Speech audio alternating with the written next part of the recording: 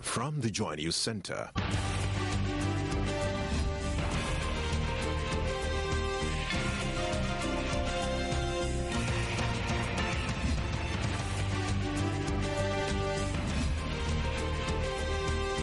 This is News at 8.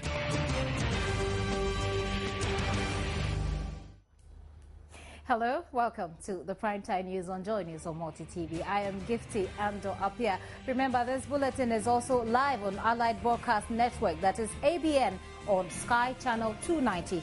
Coming up tonight, the Accra High Court sitting camera on the case involving 3 of 5 accused persons arrested on board a vessel MV Ataya with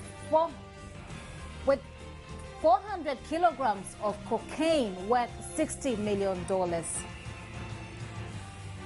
Victim of female genital mutilation shares experiences of pain and horror.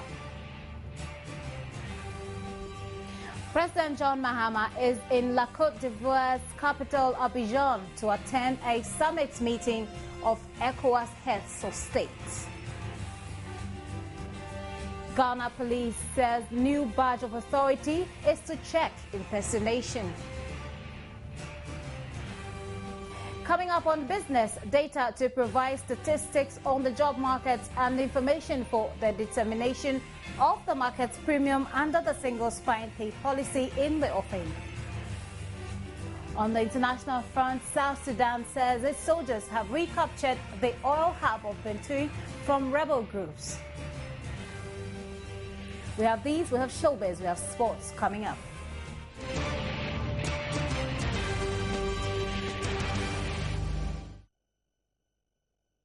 Welcome to the details now. The Accra High Court today sat in camera in the case involving 3 of the 5 persons who pleaded not guilty to charges of illegal possession of narcotic substances. The 3 suspects, together with their jailed counterparts, were arrested in November 2013 on board a Guyanese registered vessel MV Ataya carrying an estimated 400 kilograms of cocaine worth about $60 million. 2 of the 5 persons arrested in the cocaine saga have already pleaded guilty and have been sentenced to a combined prison sentence of 35 years. The remaining 3 who pleaded not guilty appeared before an Accra High Court for hearing into the matter to begin. When a case was called in court, only 2 of the 3 accused persons had legal representation. The lawyers for the 2 suspects pleaded with the court to adjourn the case since they were meeting with their clients for the very first time and were yet to familiarize themselves with the facts of the case. But the trial judge denied their request and gave them 30 minutes to meet with their clients for hearing to continue. When the 30 minutes was up, the 5th accused person, who earlier was without a legal representation, finally found a lawyer. The lawyer also made similar requests to the court for the case to be adjourned, but the judge said his hands were tied considering the importance of the case. Chief State Attorney Samuel Isiama Sapon, who is the lead prosecutor in the case, informed the trial judge that he had a witness who had some vital information with regards to the cocaine on board the Guyana vessel. He told the court the information by the witness was so sensitive that its disclosure to the public could compromise national security and requested that hearing be held in camera. The trial judge acceded to his request and invited the 3 accused persons, their legal representation and the state prosecutor to his chambers for hearing to continue. Joy News will keep you posted on the latest developments involved in the case. Away from the courts, victims of female genital mutilation say they go through horrors that remain with them for the rest of their lives. One such victim turned activist, Kurima Umihera Ibrahim, shares the physical, psychological and emotional pain that she has endured the whole of her life. She discovered she was different from her colleagues at senior high school. Her quest to find out why she is different revealed the horror truth that she had had her clitoris severed as a child. She explains she has endured unbearable pains in her female organ, a situation which has affected her relationships with men. Whenever I'm passing out urine, I have pains, and to talk of sexual intercourse, you don't have anything they call feelings. You are just like a piece of food, and it affects my relationship as well. Guys broke up with me because of they realizing that I'm a victim. One was able to be honest. He told me that because I dry up fast, as a victim, you do dry up fast. Every minute you dry up fast. And he can't withstand the pain he sees on my face whenever we're having sexual intercourse. And this pain is like a health scar that they putting some, or they are forcing something, putting pressure on it. The cutting of the clitoris, she says, takes several forms, with some girls going through the practice when grown up. There are different types when it comes to the cutting. One, they do remove the whole clitoris out. The other one, they remove 1/3 of the clitoris, remaining a tip of it at the vagina. Another one, they remove the whole clitoris, cut the lips of the vagina. And the other one, they remove the clitoris, cut the lips of the vagina, and still use the knife to cut inside of the vagina.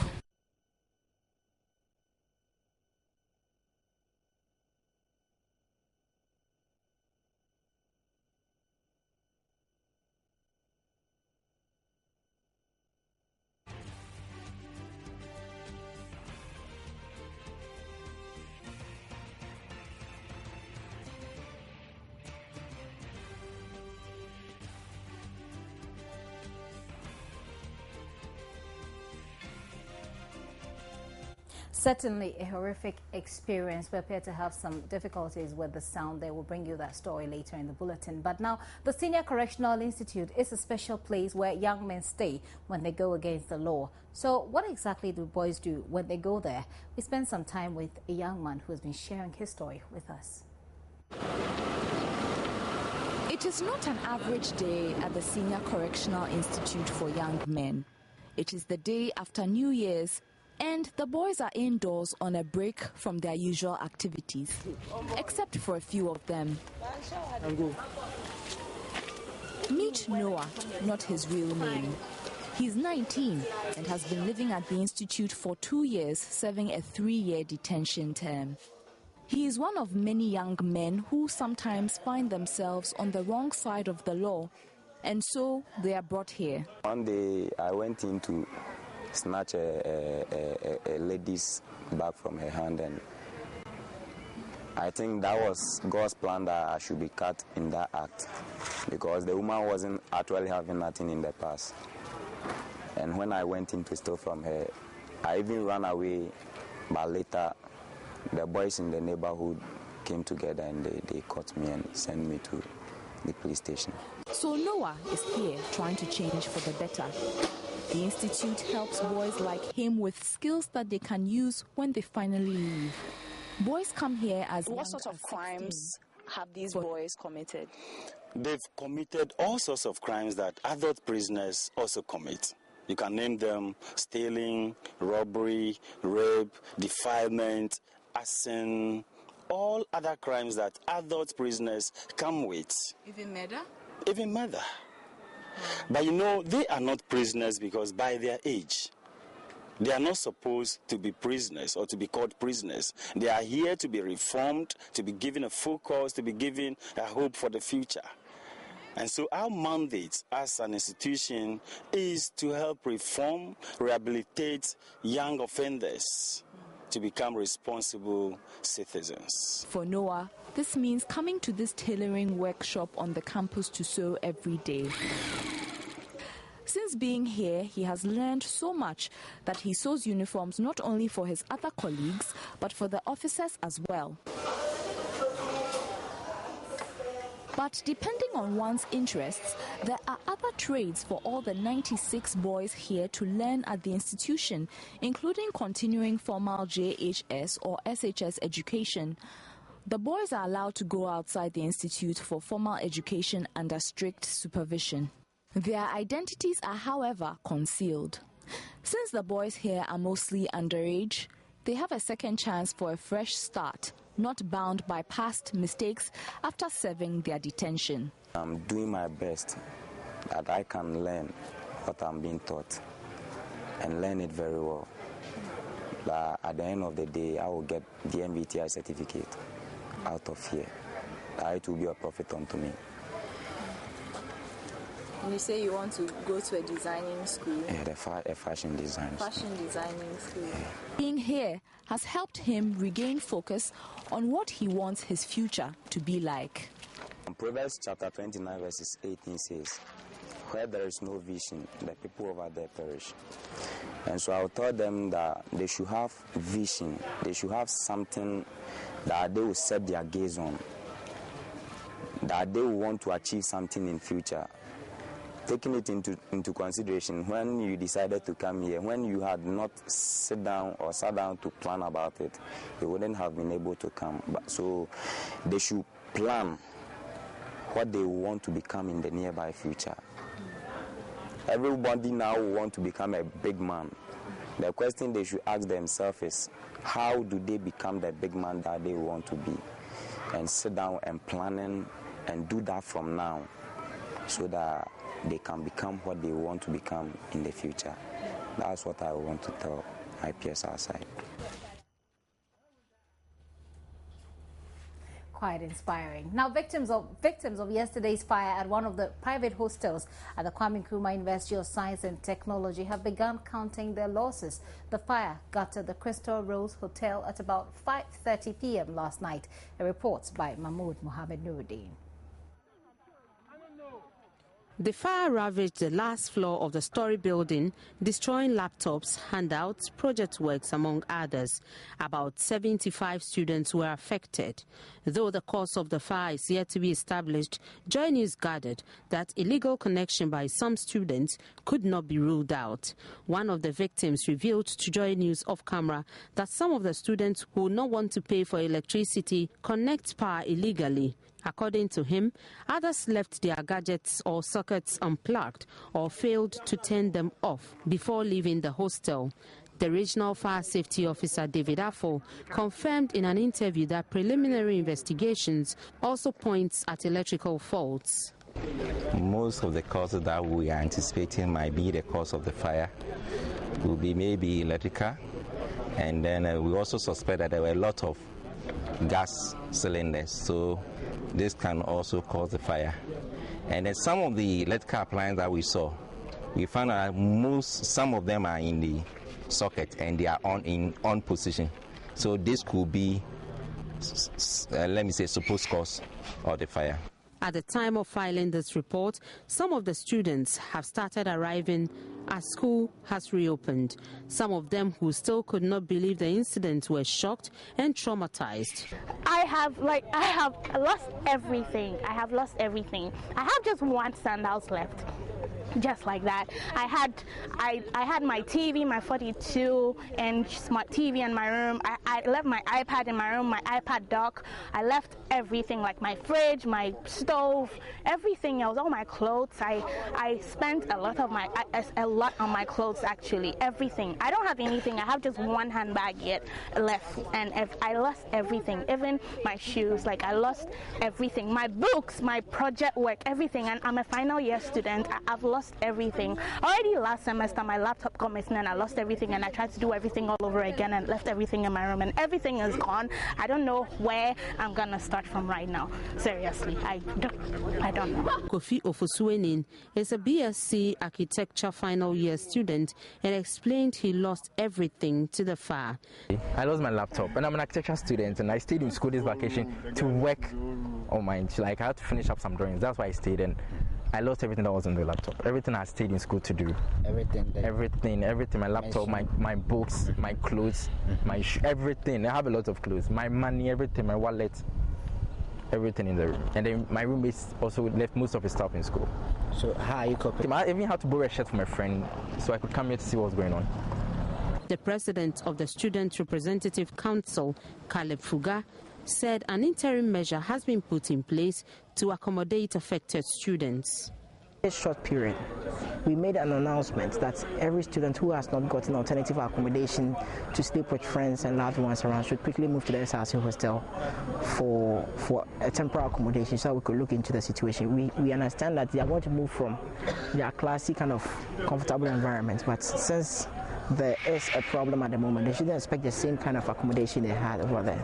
The international students have meanwhile started perching at Brunei Hostel, an international hostel.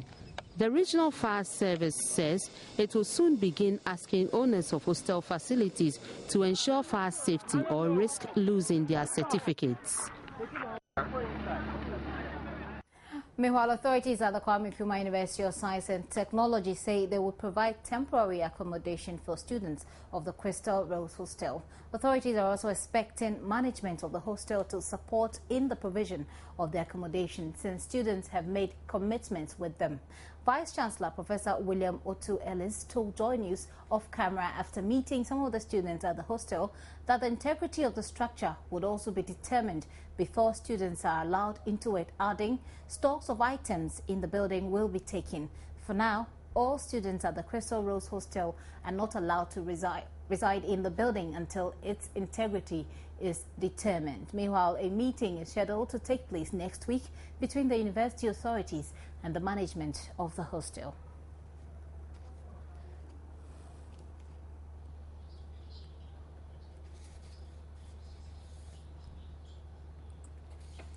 Let's go back and bring you a full report of female genital mutilation. We told you how the victim has been sharing her emotions with us. She discovered she was different from her colleagues at senior high school. Her quest to find out why she is different revealed the horror truth that she had had her clitoris severed as a child. She explains she has endured unbearable pains in her female organ, a situation which has affected her relationships with men. Whenever I'm passing out urine, I have pains, and to talk of sexual intercourse, you don't have anything they call feelings. You are just like a piece of food, and it affects my relationship as well. Guys broke up with me because of they realizing that I'm a victim. One was able to be honest. He told me that because I dry up fast, as a victim, you do dry up fast. Every minute you dry up fast. And he can't withstand the pain he sees on my face whenever we're having sexual intercourse. And this pain is like a health scar that they putting they are forcing something, putting pressure on it. The cutting of the clitoris, she says, takes several forms, with some girls going through the practice when grown up. There are different types when it comes to the cutting. One, they do remove the whole clitoris out. The other one, they remove 1/3 of the clitoris, remaining a tip of it at the vagina. Another one, they remove the whole clitoris, cut the lips of the vagina. And the other one, they remove the clitoris, cut the lips of the vagina, and still use the knife to cut inside of the vagina. It must be painful, especially for those who already grow up before there's a cut. I witnessed one 8-year-old girl. They gave birth to her in Kumasi. Then she was asked to come to WA for them to cut it. This girl, whenever she's passing out urine, she cries. So they saw the pains her. The urine is like salt. So when it touches the sore, she feels like they are cutting it all over again. Because of that, she stopped taking water. This girl cannot see. She was just helpless. Though she is facing a backlash at her village, Dorimon, in the Upper West region, for her decision to fight against female genital mutilation, she is determined to prevent many other young girls from becoming victims. Some are even threatening me. I felt like I should just stop the whole thing. Again, I told myself that since you are out there to fight it, continue fighting it to save young children that are yet to be cut. So I'm out there to fight, not only for myself, but to save others. So I can't go back. I formed my own foundation, that is Kurima Foundation. I said I want to see zero practice of FGM in Ghana, and also help the victims to once in their life experience what they call sex, to enjoy sex. Asked whether she does not fear stigmatization for coming out as a victim, she responded the knowledge that more innocent girls are going through such unbearable pains each day in her community breaks her heart. A feeling, she says, is worse than being stigmatized. On that very horrific note, we take a quick breather. When we return, we take you to the seat of government. You're welcome back. President John Mahama has urged the Chinese government to expedite action on release of the CDB loan in order for government to carry out its planned project. President Mahama was addressing the Chinese Foreign Minister Wang Yi, who called on him to announce new Chinese investment in Ghana. This comes on the heel of delays in the disbursement of an earlier Chinese Development Bank loan facility. The Chinese Foreign Minister Wang Yi and his entourage said the Chinese government is investing 100 yuan renminbi, an equivalent of $16 million into the Ghanaian economy. They have given us a grant of 100 million RMB, and it is for projects that we will subsequently discuss and agree upon. And I would dare say that he has also been very open to a lot of comments and responded to a number of questions in order to be able to clarify the position on a number of issues. The education and energy sectors are to be the focus of this investment. On the CDB loan disbursement, which appears to have hit a knack for some time, the Chinese delegation said a team will soon be dispatched to Ghana to further discuss mutually beneficial terms going forward. The CDB will soon send their team here. I hope they can have a detailed consultation with the competent authorities of this country, and I'm sure the two sides can find mutually acceptable and proper and reasonable solutions to the current issue. With regard to illegal gold mining, both of our governments take this issue very seriously, and we are working actively to address it. As Your Excellency rightly put it, we hope to make this a positive area of our bilateral cooperation. The Ghanaian side included Vice President Emisa Arthur, Finance Minister Seth Tekwe, and Foreign Affairs Minister Hannah Tete, among others. President Mahama expressed gratitude for Chinese interventions in the country's economy from time immemorial. You've been meeting with our team, and I'm sure that you've gone into detailed discussion on some of the issues that we are concerned about, and I know that they've discussed the CDB project with you, and we're expecting that a team will come and that will be able to iron out the issues that are stalling the disbursement of that particular facility. If I talk about it, it's because between friends we must be able to communicate on issues of concern between the two of us. The CDB was a very good facility, and indeed it's going to lead to the transformation of our country. One of the major investments is in the processing of gas to supply our thermal plants with gas for energy. President Mahama also hinted governments would review the operations of small-scale mining to reduce illegal mining in the country. Ghana-China relations dating back to the early 1960s may have been mildly affected after Ghana deported hundreds of Chinese nationals for engaging in illegal mining activities. Ties remain strong. Gifty Andopia, Joy News, Flagstaff House. President John Mahama left for Abidjan today, Friday, 10th January 2014, to attend a summit of ECOWAS heads of government with the Prime Minister of Japan, Shinzo Abe. The meeting will discuss Japan-Africa cooperation. The meeting with Prime Minister Abe will also focus on the outcomes of the 5th Tokyo International Conference on African Development, TICAD 5, held in June 2013. The Japanese Prime Minister is traveling to Africa with a business delegation to explore opportunities for expanding business on the African continent. President Mahama will return home on Saturday.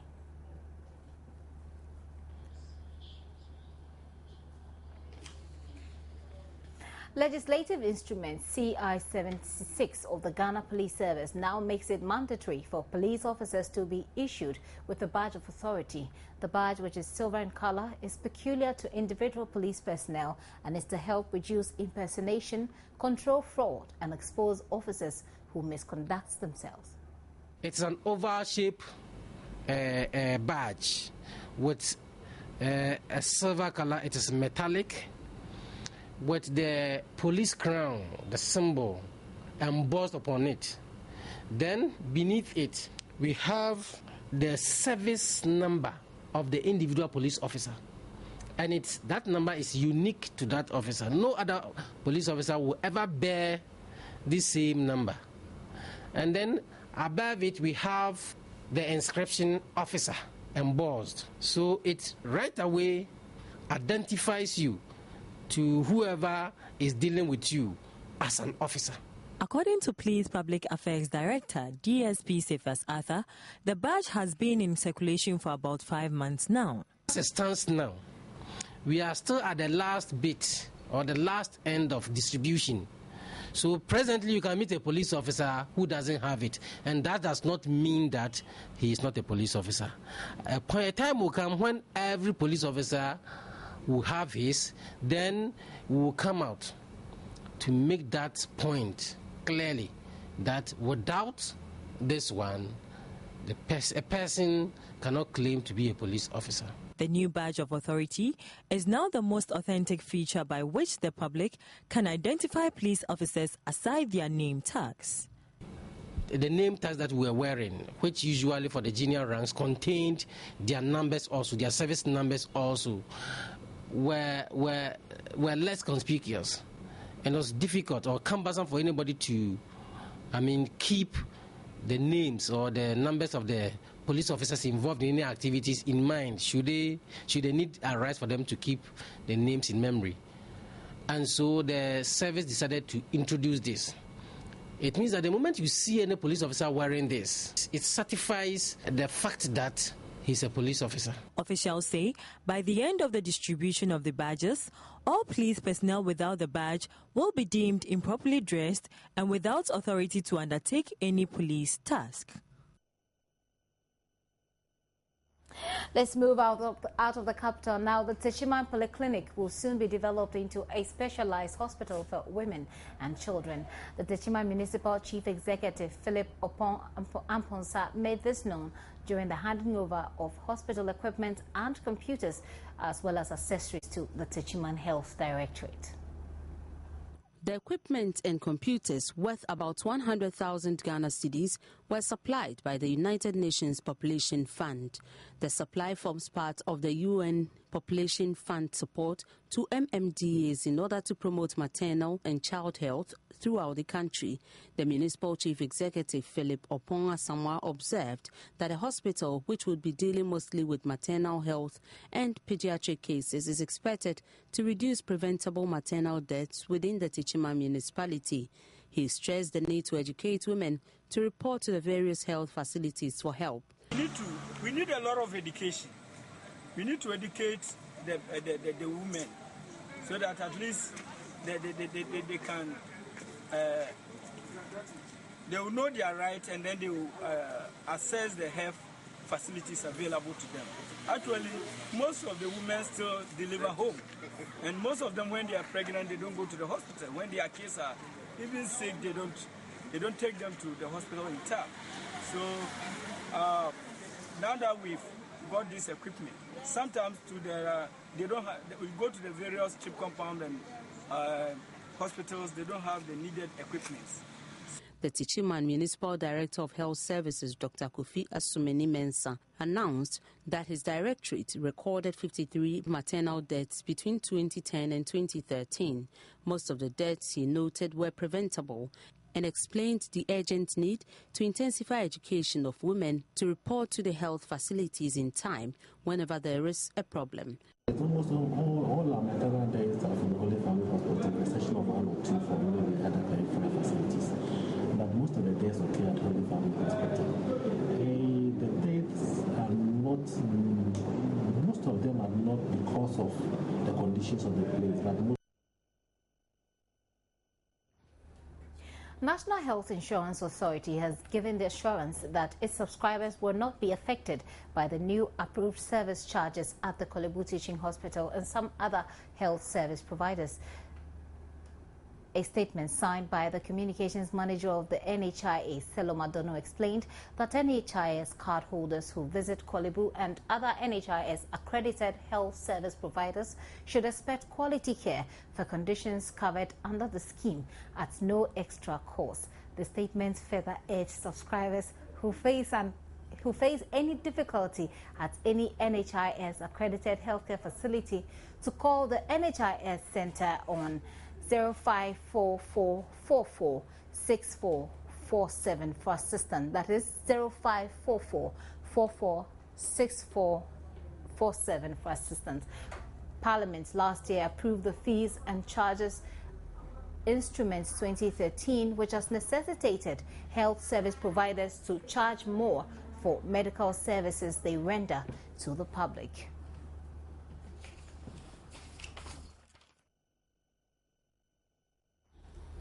As usual, Abigail Adumako-Enchi will join me with some business news.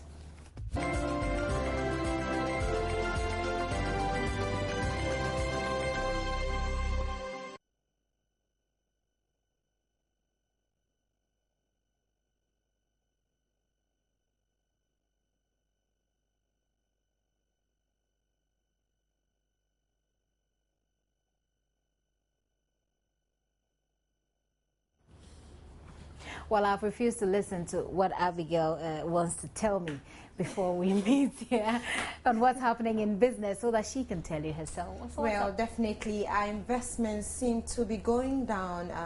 You know, the first 9 months of last year, the GIPC has released the results, and it's not too good. And that was precisely my question to the president earlier in the week, and he was saying that, well, the GIPC will release some statistics. I don't know if the court, issue had anything to do with it, but we would get that. Let's see what's in the details now. Well, I'm Abigail Adumako-Enchi, and here's where we update you on what's happening in the business world. Now, the Ghana Statistical Service, together with the Fair Wages and Salaries Commission, is set to embark on a labor market survey from January 15 this year. The survey will provide statistics on the job market and information for the determination of the market premium for the full implementation of the single spine salary structure. In order to attract and retain the needed critical skills in the public service, government introduced the concept of market premium as part of the implementation of the single spine pay policy in a white paper released in November 2009 to provide reliable statistical data for the market premium and the job market, which lacks statistics currently. The Ghana Statistical Service, in collaboration with the Fair Wages and Salaries Commission, has taken personnel through a 3-day training to undertake a labor market survey. The study will cover organizations in both the public and private sectors of the economy, as well as relevant international organizations on issues relating to salaries and other conditions of service within the sectors which employ such identified skills. The survey on job creation focuses on jobs created in Ghana over the last 3 years, and the broad objective is to provide reliable and timely statistics on the labor and job market at various levels of policy decision-making and planning to enhance effective monitoring and evaluation of job creation programs in line with the country's development agenda. For the Fair Wages and Salaries Commission, the outcome of the survey will clearly guide them in the levels and degrees of the identified skills, after which the interim market premium will be abolished. The attempt to have the interim market premium created all sort of issues for us, and so we now need to go back and do the right thing. We need to do what is expected of us by conducting a labor market survey. Now, the labor market survey will show us clearly the skills that are in short supply on the market that require the payment of any compensation. So once we finish with the labor market survey and we determine the market premium, everything called interim in the system disappears. They will all disappear and will now introduce the labor market premium itself within the public sector. He added that all public servants in the 139 public institutions have been migrated onto the single spine pay structure, completing the first phase of the policy. The labor market survey, which will focus on 51 districts and 10 beneficiary establishments in each of the districts, will last for 21 days after January 15 this year.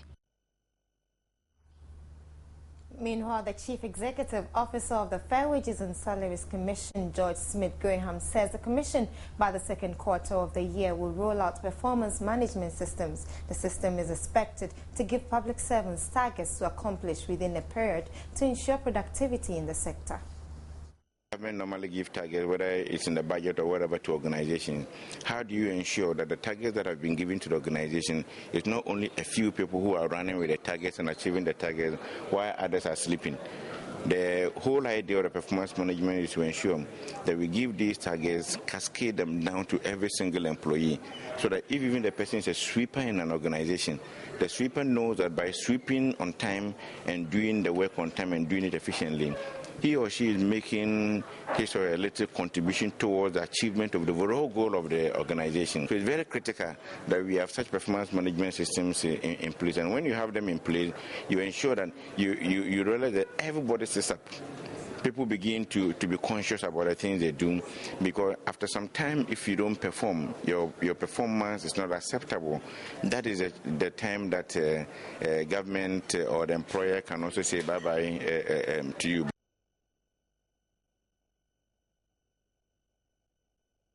Well, foreign direct investments legally registered in the country for the first 9 months of 2013 have declined by 26% in value, but increased in numbers. According to figures from the Ghana Investment Promotion Center, GIPC, total FDI components recorded $3,242.72 million US dollars over $4.38 billion US dollars recorded for the same period in 2012.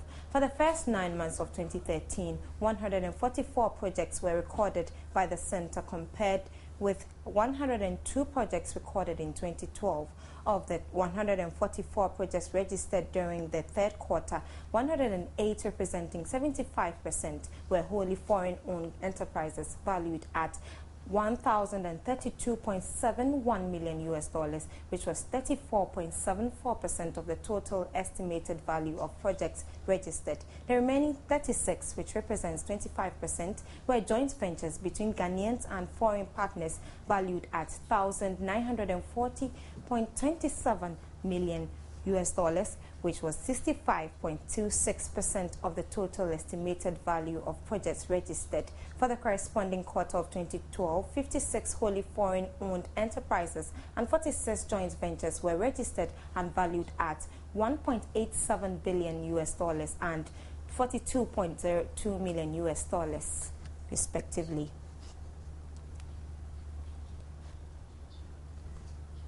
Now to some international business. Janet Yellen, who is set to take over as chief of the Federal Reserve next month, says she sees the American economy accelerating this year. Yellen said policymakers are hopeful the U.S. economy will grow by 3% or more in 2014.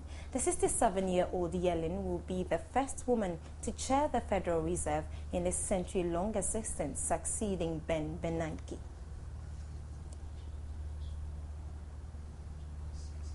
China has claimed that it is very likely that it overtook the U.S. as the world's top trading nation, a title U.S. has held for decades. According to the latest data, China's total trade grew at an annual rate of 7.6% to $4.16 trillion last year. The U.S. is yet to release its full-year figures, but its trade for the first 11 months of 2013 totaled $3.5 trillion.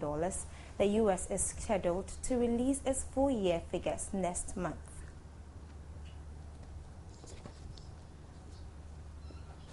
For more business news, do log on to my Joy Online. I'm Abigail Adomakwenchi. Stay on for more news.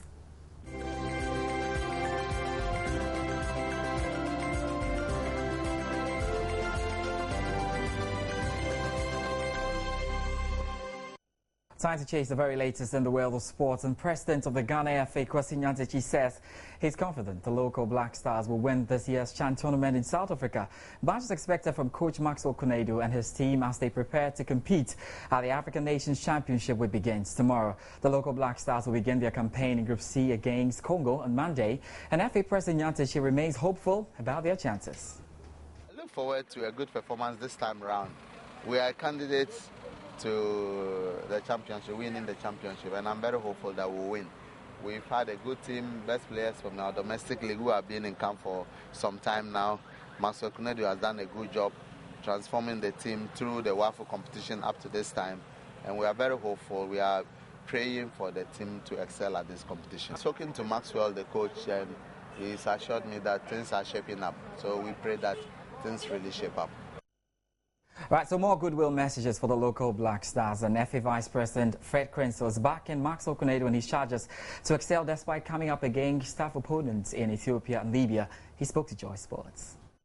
Well, they won the WAFU tournament, and I believe that I think they played against Namibia and won. So I think our chances are bright. Today they are in South Africa. Let's hope that the training sessions that they've had will boost whatever for them to win. Why not? I haven't seen any of the other teams who are going there. And I have belief in the technical team. I have belief in the players. And I'm sure we'll go places.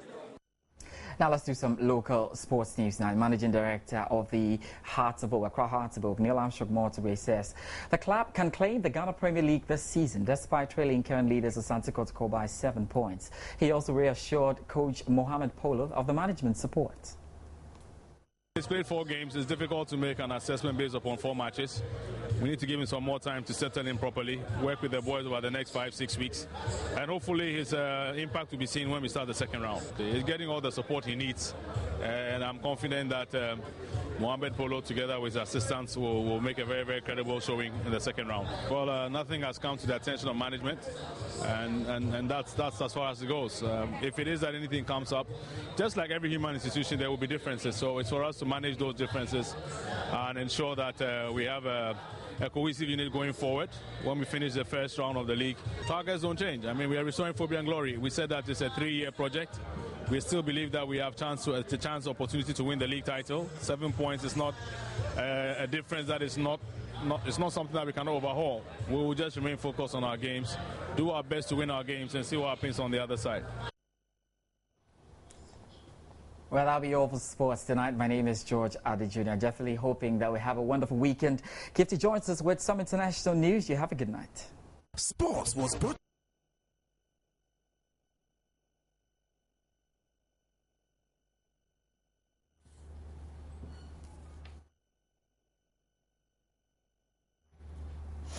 A showbiz tonight, the Wine and Beer Festival, which is organized by InFocus PR and also in partnership with Royal Protocol Services, has been launched in Accra ahead of its 3-day festival. International Beer and Wine Festival, which has been designed to bring together more than 80 craft beer wineries and many local spirits, saw its launch at the Accra International Conference Center. The newly introduced festival will be a 3-day event which will take place next month. It is scheduled to crown the Valentine's Day. The exhibition director, Alberta Nana, tells us about the inspiration behind the festival. So basically it's to expose, it's to showcase our brewery and wine industries and to get our consumers to interact more, to network with them, and more importantly to learn more. It's coincidentally it's actually around the love season, so it just coincides with the Valentine's Day, and so there is a lot of education here that people can really benefit from. We are educating on love, life, and sex, and you can see that beer and wine is linked to it a lot. The organizers of the Beer and Wine Festival are hopeful that Ghanaians will patronize the festival and made in Ghana goods at large. And the part that excites me the most, Belgian-born martial artist and film star Jean-Claude Van Damme, who is best known for his martial arts action films, has carried out his famous split between 2 reversing tracks. Well, never done before, Van Damme says it's the most epic of splits. Born Jean-Claude Camille Francois Van Verenberg, but professionally known as Jean-Claude Van Damme, which is abbreviated as JCVD, has had numerous reviews from pundits since he became an international film star about his kickboxing accomplishments. This latest stunt was a live test set up to demonstrate the precision and directional stability of Volvo dynamic steering, a world-first technology that makes the new Volvo FM easier to drive.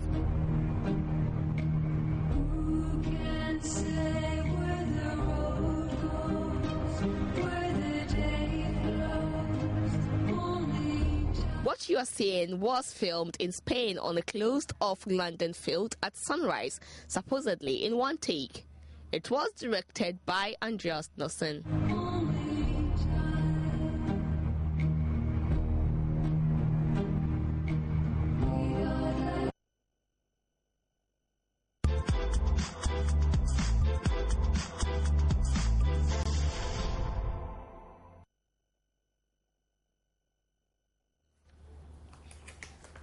Before we go, a recap of the top stories. An Accra High Court sat in camera today on the case involving 3 of 5 accused persons arrested on board a Guyanese-registered vessel, MV Atare, with 400 kilograms of cocaine worth $60 million. A victim of female genital mutilation has been sharing experiences of pain and horror with us. President Mahama is in La Côte d'Ivoire's capital, Abidjan, to attend a summit of ECOWAS heads of state. And the Ghana Police Service says the new badge of authority is to check impersonation. In business, the Statistical Service is to conduct a survey to collect data and information on the job market for the determination of the market premium under the single spine pay policy. In international news, South Sudan said government soldiers have recaptured the oil hub of Bentiu from rebel groups.